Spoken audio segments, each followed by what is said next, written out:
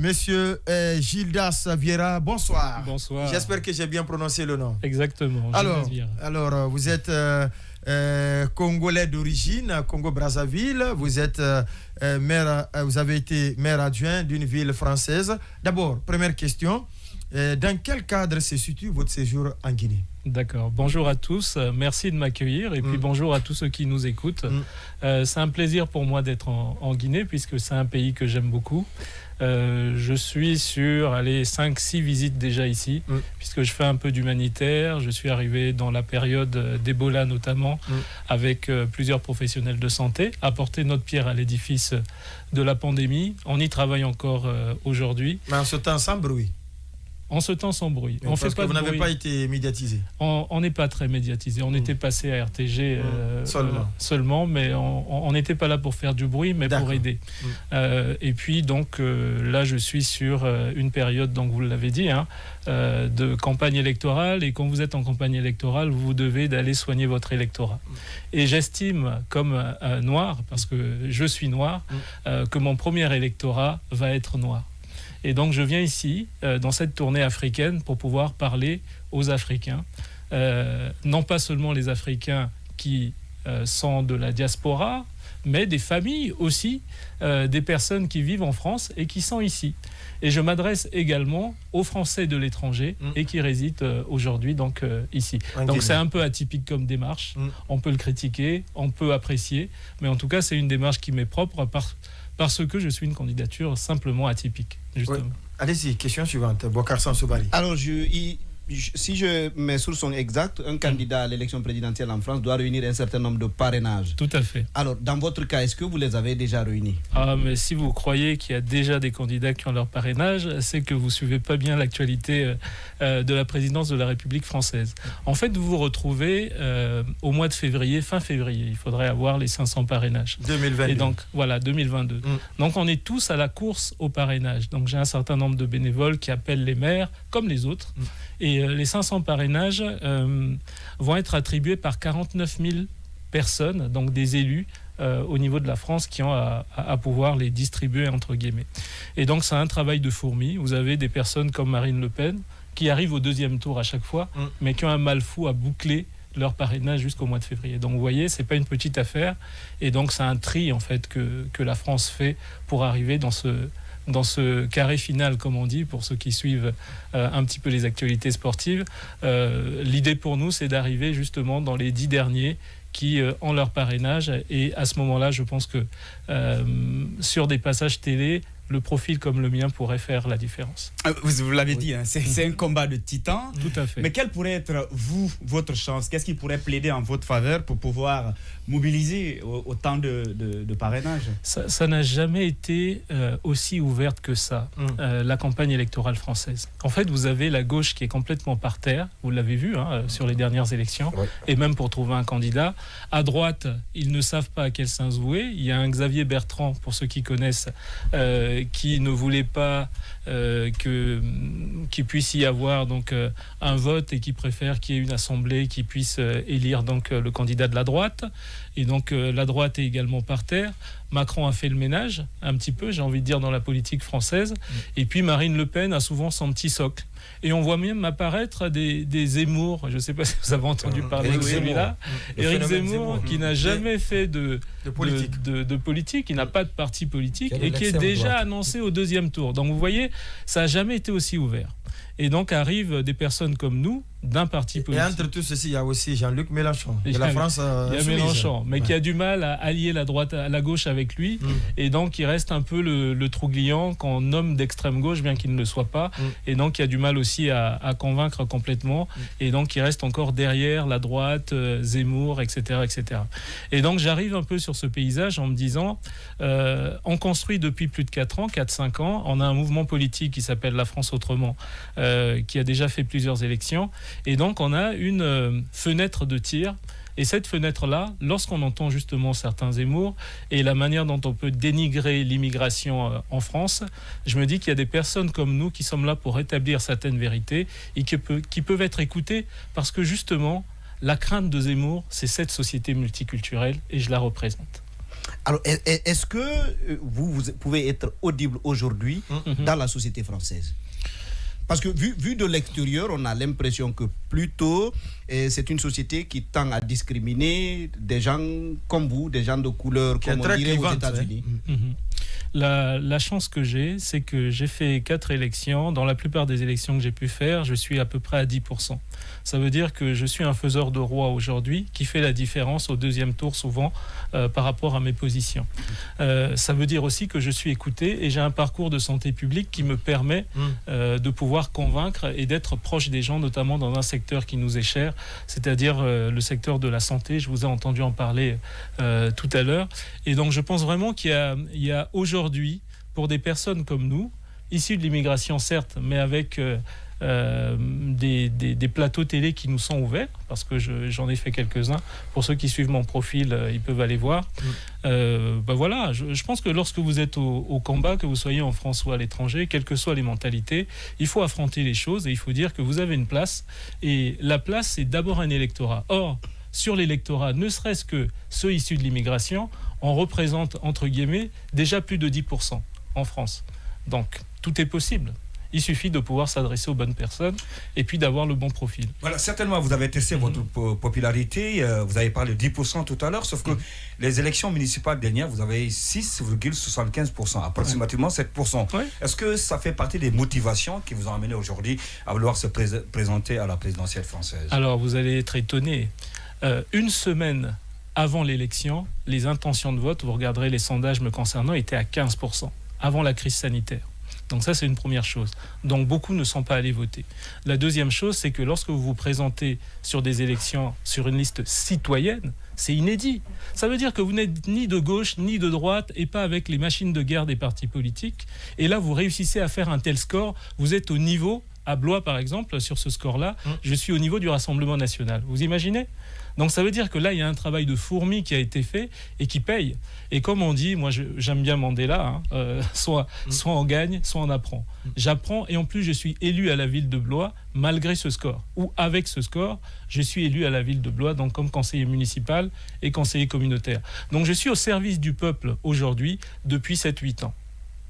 D'accord. Oui, alors, question suivante. Alors, j'abonde dans le même sens. Il y a ce qu'il a dit tout à l'heure. Votre chance, il y a aussi Sekou qui a dit la même chose. Votre chance à pouvoir rassembler ce parrainage, ça c'est une chose. Mais l'autre chose, à regarder ce qui se passe aujourd'hui sur la scène politique française. D'abord, c'est à l'échelle très réduite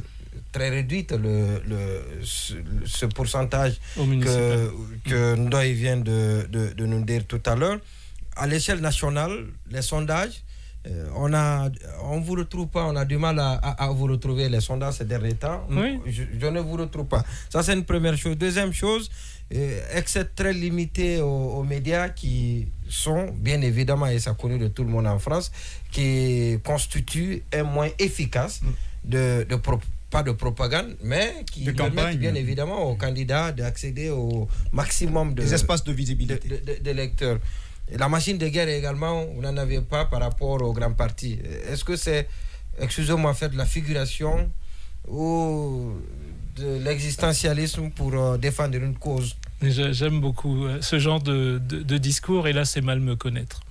Je suis un homme de terrain, un homme qui a toujours enfoncé les portes fermées depuis que je suis petit. Et vous le savez, pour ceux qui vivent en France, lorsque vous avez ma couleur de peau, sans mettre l'accent dessus, en tout cas, tous ceux qui le vivent le savent, pour pouvoir exister, il faut en faire 3, 4, 5 fois plus. Et j'en fais toujours 3, 4, 5 fois plus. Et donc, je vais vous répondre. Par rapport au score qu'on peut faire, ça reste anecdotique.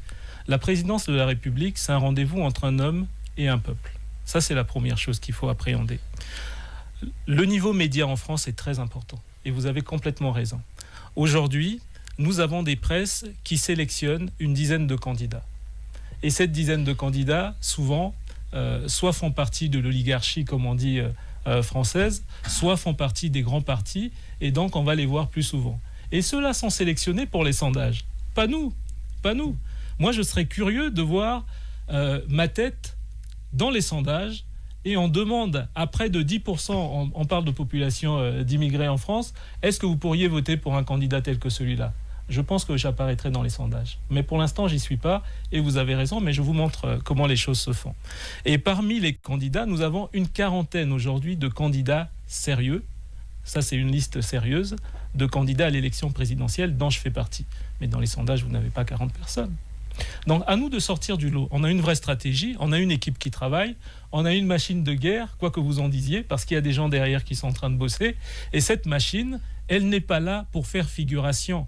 On est là pour montrer à la France qu'il y a quelque chose de possible, qu'il y a un candidat valable, qui a un vrai parcours, qui travaille depuis plusieurs années, qui prépare les choses et qui prépare cette élection et qui va apparaître au grand jour. Et donc, les points télé sont prévus et j'espère qu'on aura des débats de grande qualité, notamment avec des personnes comme Zemmour, que je défie, même à votre plateau, dès qu'ils le pourront ou dès qu'ils sont disponibles, pour venir débattre avec moi. D'accord. Alors, si vous êtes élu, vous vous êtes engagé à faire un seul mandat. Oui. Alors, vu de l'Afrique où quelquefois 2 mandats ne suffisent pas, on se demande comment vous pouvez vous engager à un seul mandat. Et pour résoudre quoi concrètement? D'accord. Il y a aujourd'hui en France, je vous le dis très calmement, il y a 6 millions de chômeurs, 10 millions de précaires, 7e puissance économique mondiale, 10 millions de précaires. On tape sur les immigrés, mais on représente près de 10% de la population, puisqu'on est 6,8 millions, pour une population de 66 millions d'habitants. Donc vous voyez ce qu'on représente, hein. D'ailleurs, au passage, je vais le redire tout à l'heure, mais j'aime pas qu'on parle de la France-Afrique ou qu'on compare les deux, puisque la France, c'est un petit pays, entre guillemets, par rapport à ce continent. C'est un pays de 66 millions d'habitants et on est un continent ici d'1,3 milliard d'habitants. Donc, parler de France-Afrique, moi, ça me gêne beaucoup. Mais si je reviens à la question, l'idée pour moi, c'est de pouvoir changer les choses et donc de pouvoir frapper un grand coup et changer les mentalités. Ça veut dire que si une personne comme moi arrive en responsabilité, les mentalités changent déjà, de fait. Que par votre venue, par votre ne ascension. serait-ce que par ma venue. Et ensuite, la première chose que je peux faire, c'est changer la République. On est en train de vivre les failles de la 5e République en France. Le référendum, notre slogan, c'est le pouvoir au peuple. Alors, regardez ce qui se passe aujourd'hui. On nous impose le vaccin, on nous impose le pass sanitaire, on nous impose les augmentations de prix, on nous impose presque tout. On n'a jamais eu vraiment de référendum sur les précédents mandats et le peuple a soif de pouvoir apporter sa parole. Donc on a des institutions qui sont en panne et on vote parfois des lois essentielles à 3h du matin avec une assemblée nationale quasi vide. Mais c'est plus possible. C'est plus possible. Donc nous, on arrive pour pouvoir accompagner tout ça, accompagner aussi les changements de société. On parlait du phénomène migratoire, mais ça me concerne complètement. On a l'impression que ceux qui en parlent ne vivent pas dans la même planète ou dans le même Paris ou dans la même France que nous. Lorsque vous promenez dans la rue aujourd'hui à Paris, vous voyez forcément un Noir, un Arabe, un Turc, un Français. On vit ensemble. Et cette multiculturalité, c'est la base même d'une société qui est en train de vivre et une société riche. Et c'est ça la société française de demain. Donc il faut l'accompagner. Est-ce que votre discours là ne risque pas d'être un problème pour vous, de vous être fatal, contre-productif? Et parce qu'aujourd'hui, et selon des sondages dans les temps que j'ai vus, c'est que la France aux Français et même l'immigration, tel que ça se passe en ce moment, tel que prôné par certains acteurs politiques qui ont la coloration africaine. Donc, ce type d'immigration n'est pas accepté par les Français que vous devez draguer pour votre élection. Mon cher ami, je viens ici pour draguer les Français. Oui, mais c'est vrai. Vous voyez, vous-même vous faites un amalgame. Donc on est noir, on n'est pas français, c'est ça? Non. Donc non, mais faisons attention, ça a l'air de rien, mais c'est très important. Est-ce que vous avez visé d'autres pays? Alors les Français de souche. Les Français de souche. Voilà, les Français de souche. Parce que ça se dit. Le terme, il est venu de Zemmour, mais c'est devenu très populaire aujourd'hui en France. Les Français de souche, c'est important. Et dans la même logique, on sait quand même, osons dire les choses telles qu'elles sont, vous misez beaucoup sur ces migrés-là, et on sait le principe, comme il l'a évoqué tout à l'heure, la France aux Français, c'est aussi un concept qui est beaucoup plus considéré. est-ce que cela ne risque pas de créer une certaine confusion dans votre démarche? Non, aucunement. En fait, les gens ne mesurent pas ce qu'est la société française aujourd'hui. Moi, je suis un homme de terrain. Ça veut dire qu'un homme de terrain, un élu depuis plusieurs années, un homme de santé publique qui va auprès des gens depuis plusieurs années sans même faire de politique. Et lorsque je me promène dans les salles de classe où j'ai grandi, j'étais le seul noir. Aujourd'hui, je repars dans les mêmes écoles, il y a parfois 2 ou 3 blancs, la plupart sont multiculturels, vous voyez. Donc, la sociologie même de la France a changé. Il y a de grandes mutations. Il y a des grandes mutations et la personne que vous nommez le français de souche, il y en a très peu maintenant. Parce que la plupart, je vais vous donner un chiffre qui peut vous parler. Dans les années 50, un Français sur 10 avait un grand-père issu de l'immigration. Aujourd'hui, c'est un Français sur 4. Donc vous voyez, la France a 25%. Évolué. Voilà, et les gens ne veulent pas le voir. La France a évolué. Et moi, je défends cette France-là. J'ai des enfants et qui ont peut-être votre âge, je ne connais pas votre âge exactement, en tout cas 22, 25 ans. Et ces enfants, aujourd'hui, vivent dans un monde multiculturel. C'est nous qui ne voulons pas le voir, vous voyez. Et donc ça, pour moi, ça me tient à cœur de pouvoir accompagner cette société plutôt que de voir des gens qui tapent sur cette société. Alors ça vaut ce que ça vaut, mais dans ma stratégie, c'est gagnant. Parce que j'ouvre les horizons et j'ouvre la solidarité. Et ça, c'est en train de se perdre. Et un de vos chantiers, si en tout cas vous êtes élu, c'est de quitter de la 5e vers la 6e République. Oui. Selon vous, quelles sont donc les insuffisances maintenant de cette 5e République et qu'est-ce que vous comptez faire en termes d'innovation pour aller vers la 6e République? Donc, je le disais tout à l'heure, il nous faut rapidement mettre en place une assemblée constituante. Vous savez, on l'a connue en 1789 avec la Révolution française. Aujourd'hui, c'est une forme de révolution qu'il faut mettre en place parce que les institutions ont fait leur temps. Donc, il y en a qui s'en servent à mauvais dessein. Et donc, l'idée aujourd'hui, c'est de se dire, écoutez, on remet les choses à plat et on travaille différemment. La France, aujourd'hui, a besoin de pouvoir redonner plus de parole au peuple, plus de poids et d'avoir un régime moins présidentiel. Donc, je m'inscris sur ce changement. Accompagner ce changement sur un mandat, vous me posiez la question tout à l'heure, me suffit amplement parce que je montre aussi aux gens que je ne suis pas un homme de pouvoir qui pense qu'à lui, je suis un homme qui pense au peuple. Et penser au peuple, c'est lui redonner la main. Lui redonner la main, c'est lui dire, voilà, le changement vous appartient, à vous de pouvoir le construire. Si je mets fin à la 5e République et que je dis, moi, voici la 6e République, je veux tel et tel axe, je me trompe complètement. Par contre, dire qu'on vit dans un autre monde et dans d'autres temps et que les choses doivent évoluer, là, du coup, ça a du sens. On a parlé de référendum, je vais vous citer juste quelques axes. Ouais. On a parlé de référendum, pour moi, c'est quelque chose qui doit apparaître un peu plus. Je veux être le président de la liberté, de l'égalité, de la fraternité, ça doit rester. Et on voit que c'est plus du tout utilisé. Il y a un principe, le gouvernement du peuple, par le peuple et pour le peuple. C'est plus du tout le cas aujourd'hui. On est dans un régime un peu liberticide et présidentiel avec les décisions qui sont prises. Le 49.3 sur lequel on nous impose des choses et que même le Parlement n'a pas son mot à dire, c'est plus possible. Aujourd'hui, on doit redonner un peu plus de poids. Il doit y avoir des assemblées constituantes dans chaque région. Donc ça, c'est quelque chose d'assez important. Donc je pourrais prolonger comme ça, mais on voit bien que dans le fond, il y a à pouvoir faire bouger les choses et redonner un peu plus goût. Alors j'aime bien quand je viens en Guinée parce que tous les jeunes s'intéressent à la politique.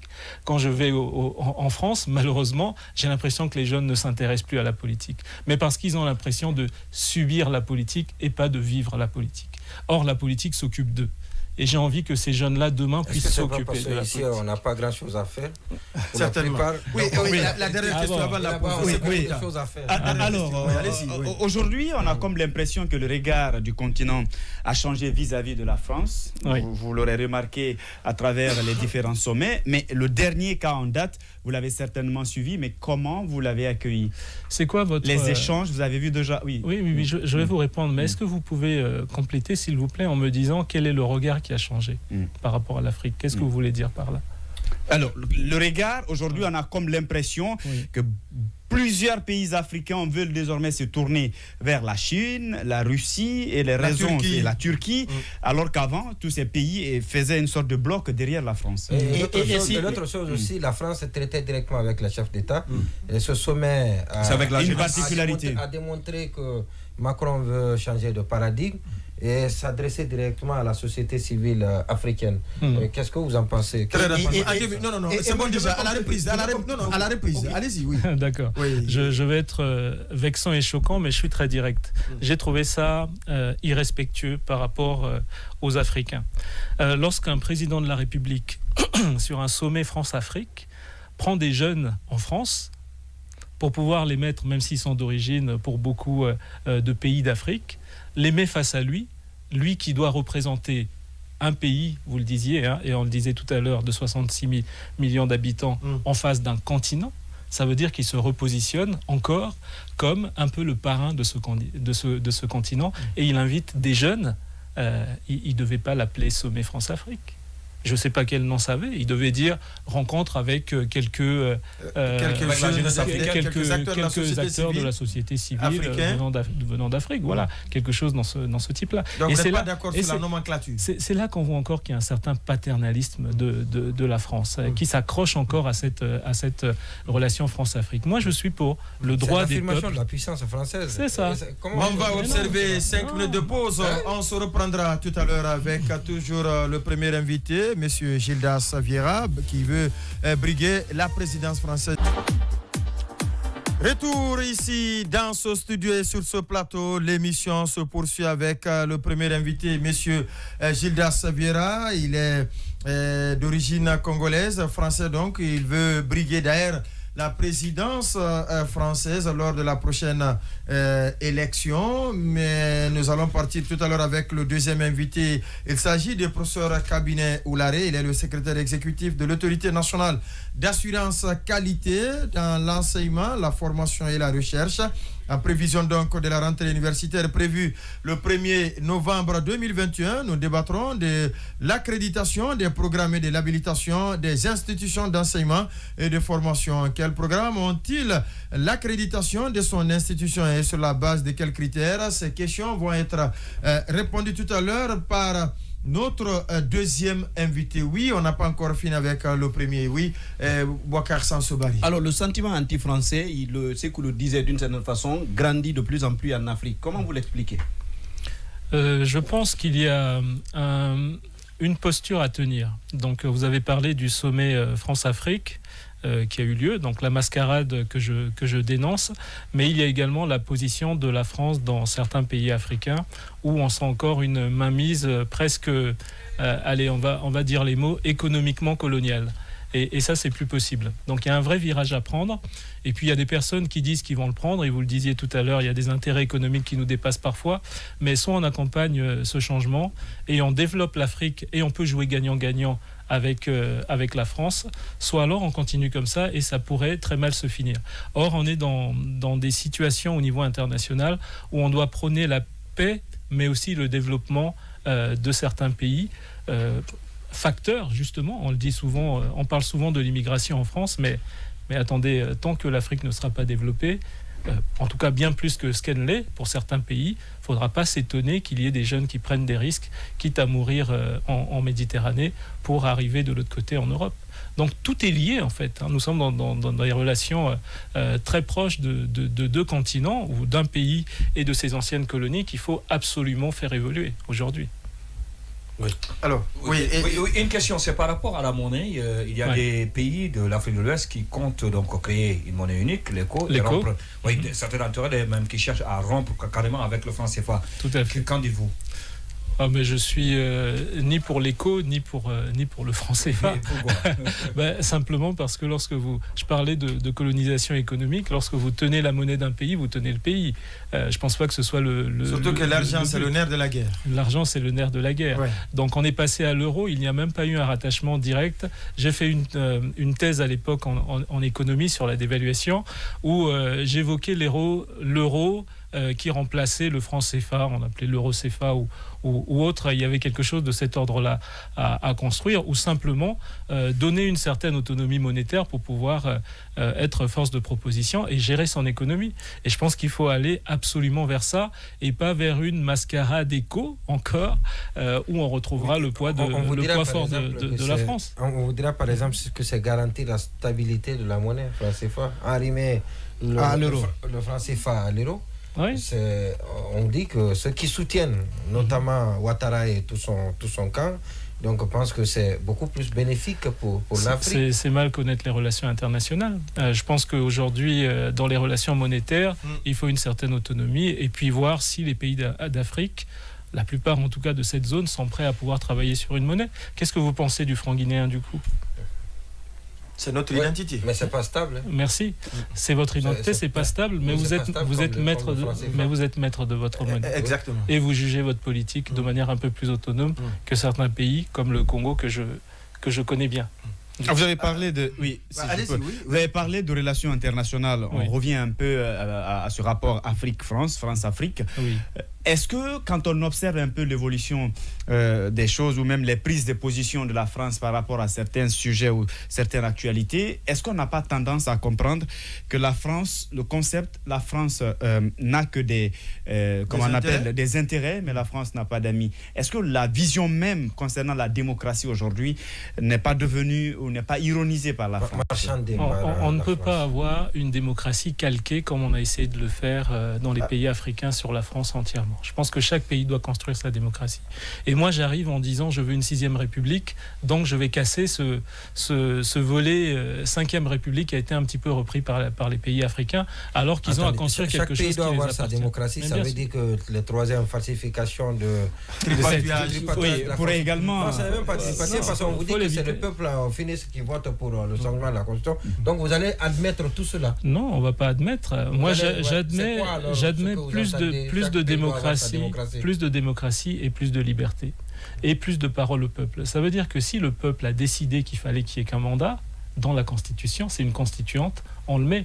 Mais si le peuple pense qu'il faut 10 mandats, si le peuple le décide, pourquoi est-ce que je m'y oppose? Comme l'Allemagne à côté. Mais oui, comme d'autres pays. C'est des formes de démocratie qu'il faut accepter. Après, juste vraiment pour répondre à votre question qui est centrale, au niveau de l'Afrique, il faut qu'on comprenne que ce n'est pas si facile, ces relations avec les pays et la France. Pourquoi? Parce que vous avez un pays qui n'a pas le sous-sol et la richesse du sous-sol des Africains. Vous avez cette richesse sur l'or, le fer, le manganèse, etc., etc. Donc, il va falloir retravailler les contrats, retravailler les coopérations pour essayer de développer certains pays, mais aussi de pouvoir être sur des conventionnements d'égal à égal pour avancer. Et jouer le jeu de la concurrence, moi, ça ne me dérange pas.